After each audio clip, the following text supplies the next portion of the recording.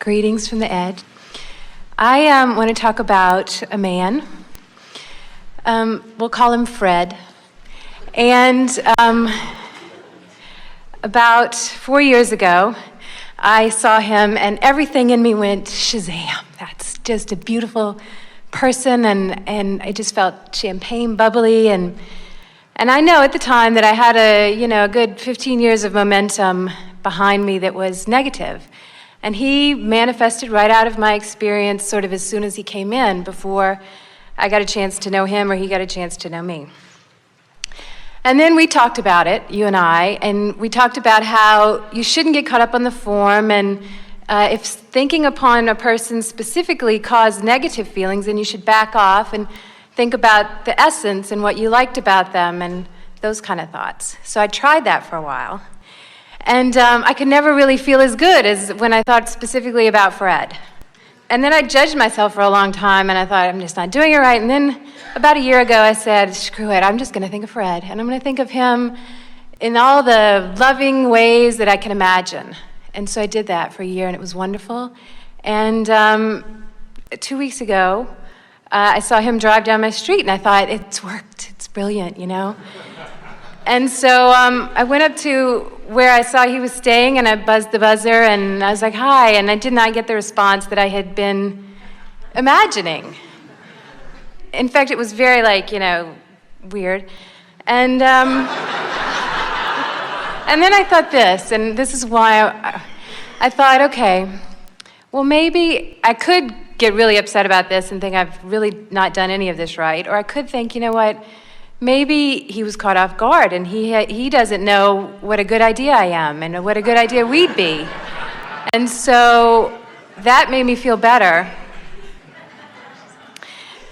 But at the same time, then I thought, well, maybe I'm stopping, the real love of my life because of this specific thing, but I can't let go of the specific thing.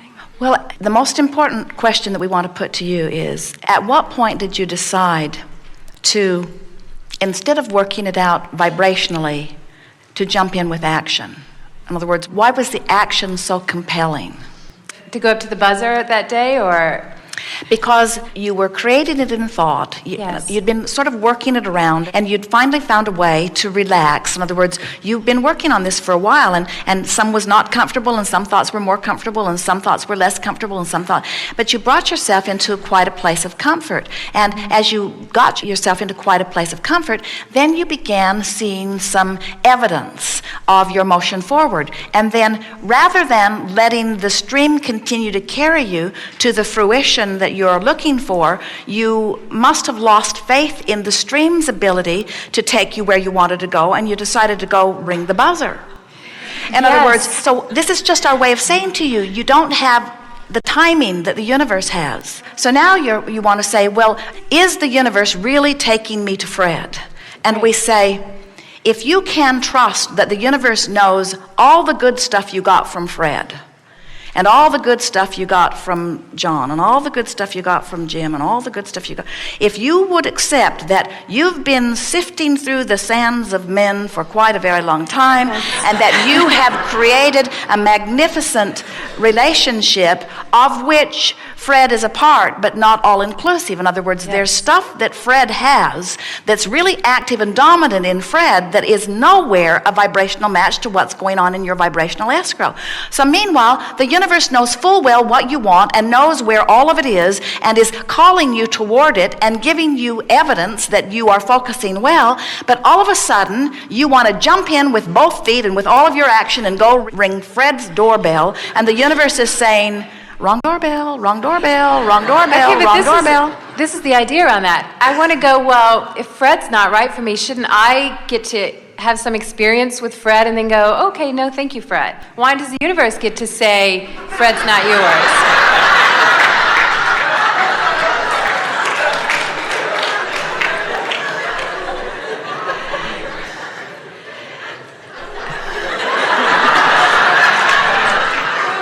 If everything in your vibration was the vibrational match to Fred in the way you have portrayed it with your words just now, you would already be in the midst of an extraordinary relationship with Fred. It's what's active in your vibration about Fred that you don't like that is caught in your vibrational craw.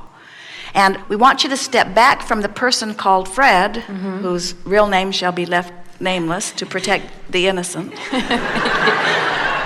We want you to step back from the specifics of this and just accept that through all of this that you are creating something wonderful. What we're really encouraging you to is more patience and less action for a little while. But there's nothing wrong with the action. In other words, you jumped in with action, you got a rebuff or a response that you don't want, which kind of set you back a little bit. We're not encouraging you not to go ring the doorbell and take the action because you're doing something wrong and you'll mess up your creation. We are just encouraging you to let the flow carry you a little further until the inspiration to act is so compelling that nothing can keep you from it, because when you respond in action under those conditions, then you don't get the rebuffs. In other words, if you act too soon before the energy's lined up, you almost always get a backlash. And that is the whole point of the art of allowing. The art of allowing is just release the resistance and allow. Releasing resistance and allowing are the same thing. Release the resistance and therefore allow. Release the resistance and therefore allow. Release the resistance and therefore allow, release the resistance and therefore allow. And as a stream begins to carry you, the ideas that then occur to you always bring you the results that you are wanting. It's not possible for you to not get what you're wanting. We're just asking you to look a little further down the road. We just want you to act less and create with your mind more. And you say, but Abraham, I was doing that and frankly I just got tired of doing that. And we say, you can't get tired of doing that because that is the work. Even now, you got to start again from where you are. You rang the doorbell, it didn't turn out well. Now you start again and you say, it was easier for me before I rang the doorbell. Now I've got that to overcome. And we say, but still you can, but still you can, but still you can. And as you do, more things will come your way. I want to know, I guess, how I do let go, because there's a part of me that's very tired. And not just from this particular person, but of wanting that match. And I want to be able then, if I have to let go of Fred, if Fred can't be in my future for whatever reason. Well, we don't want you to let go of Fred, and we don't want you to let go of the essence of Fred. We don't want you to let go of the idea of Fred. We don't want you to let go of the idea of the relationship. We just want you to let go of the resistance, which means we want you to let go of the need to control Fred. How can you feel when you have let go of the control and you are letting the universe do its work on your behalf? How can you tell? Well, I feel really good, and I feel relief, and I feel comfortable. Whenever thoughts of him come up and I feel comfortable, then I think that then I'm in the stream. I'm okay. I'm letting go. And what kind of thoughts are you thinking, and how do they feel when you know that the opposite of that is happening? When I think, oh God, he'll never like me, it's just never going to happen, this is ridiculous, what am I doing? I'm fixated on something. And which of those kinds of thoughts do you think most? Well, in terms of airtime, in other words, yes, percentage-wise, just on a normal day-to-day basis, do you have more positive feelings or negative feelings about the subject of relationship? I have more concern generally about relationship. More concern than? Then, of course it's going to come. Of course Fred will come or whoever So will you're come. saying that more of the time you are pointed upstream than you are downstream. So that accounts for... More of the time I'm working on it. Do you know what I mean? It's a constant working on with me. All right, so now you've come around to the subject of this discussion. Yes. So is working on it helping? Obviously not. So how does one stop working on a situation? How do you stop doing that? I guess you try to stop thinking about all of it altogether. Well, what you do is you let your desire for relief be more important for now than your desire for Fred. Mm-hmm. Because both of them are in the same direction.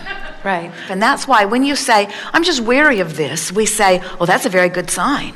Because when you're weary of something, it means that you're getting ready to stop the struggle. You see, we want to convince you that you cannot not get what you want. Right. But you can prolong it by struggling against the current. And so the reason that we're belaboring this with you is because we want everybody to stop for a little bit and identify what are your reasons for pushing against things. In other words, we know that you ultimately want the relationship that you want, so what is it that makes you and almost everyone else unwilling to just let it go, to just drop it, to just say, all right, step 1, step 2, step 3. Step 1 is launch the desire, and boy, have I done that. And step 2 is source answers it, which means it's already done, which means I'm being called toward it. And step 3 is I just have to allow myself to float freely on the current that's moving toward what I want in a free-flowing environment until I get there. If you know what you want is there and you know you're floating, then why would you feel anything but joy? And we say you wouldn't if you were floating. It's the paddling upstream thing that makes it not feel fun. So just stop that. We would encourage you to get off the subject for a while, find some other things that are important to you. Don't belabor it. Don't keep working at it. Don't keep up the struggle. You see, every subject is really two subjects, what is wanted and lack of it. And it's a fine line when you activate a subject of your desire to activate it with the flow or against the flow. And if your habit is to worry about it, then every time you activate it, you're going to worry about it. So you've got to find some way of disengaging from that need to do something about it. We don't want you to give up on your goal or give up on your desire. In fact, we know you can't. You cannot be less than life has caused you to become. But you can allow yourself to go toward it, or you can keep yourself from going toward it, and you can tell in the moment of the discussion which you are doing. So now, give us some reassuring words that let us know that you are able to release the struggle and go with the flow. I very much want to believe that I can look upon something and say I want that and not get wound up about it and not get tensed about it. I want to be able to create specifically one day. I want to figure out how I can create specifically and be letting go at the same time. That's the question of the day. In fact, it's the question of this workshop. In fact, it's the question of creating. It's the best question we've ever heard. How do I find my place within this? If the universe is orchestrating and if I am deciding through the deciphering, then how do I know when I'm getting in my own way? And we say tension starts to come over you. How do I know when I've gotten out of the way? I start to feel more relaxed. How do I feel when I'm hindering it? I don't trust it. How do I feel when I'm helping it? I feel more trusting. How do I know when I'm going with the flow? It's fun. How do I know when I'm not? It isn't fun. How do I know when I've let go? I feel good. How do I know when I haven't let go? I feel tense. How do I know when I'm free-flowing?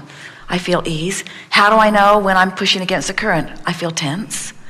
How do I know when I'm succeeding and I'm going to get what I want? I'm flowing free.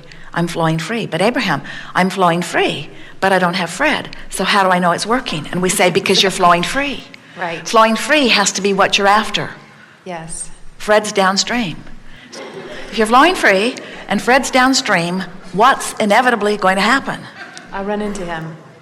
You will. And when you do, it won't be something that you've orchestrated in a way, it won't be false, it won't be contrived, it won't be manipulative, it will be a rendezvous that flowing streams have orchestrated.